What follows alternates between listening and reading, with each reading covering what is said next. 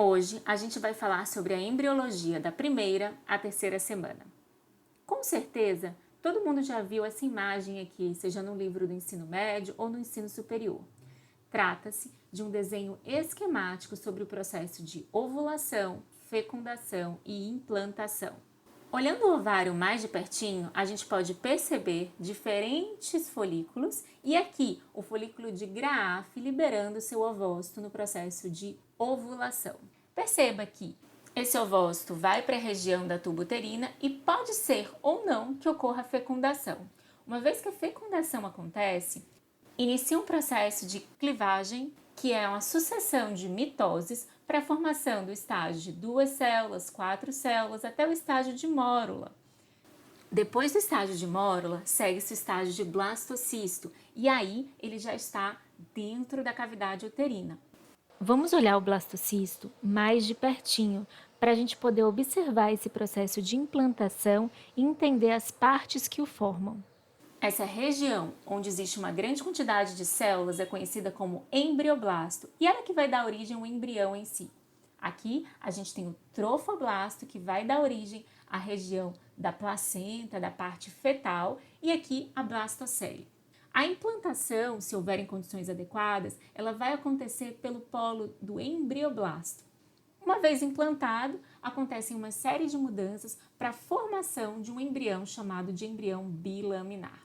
Perceba que esse embrião é formado por duas camadas, o epiblasto e o hipoblasto, então são apenas duas camadas. Atenção, não é um embrião cilíndrico, longe disso, ele é formado como se fosse por duas folhas de tecido sobrepostas.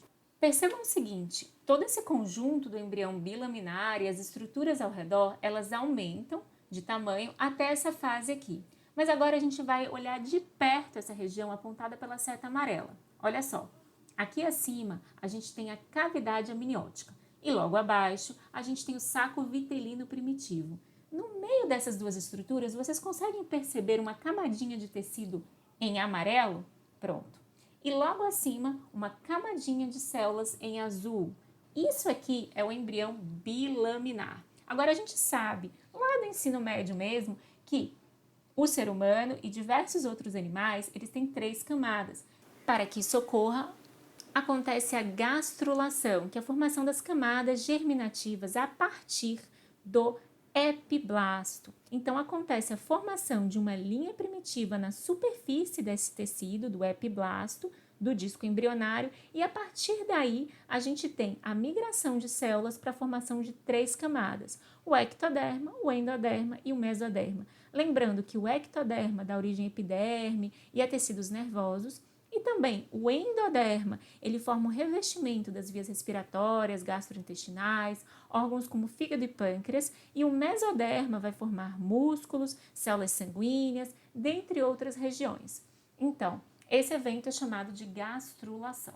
Esse embrião, ele é formado por 3 camadas, como se fossem 3 folhas, e elas precisam sofrer um processo de dobramento do eixo do embrião. Então, ele vai se dobrar conforme essa imagem aqui, e aí ele vai formar esse embrião que a gente conhece. Percebam aqui as 3 camadas.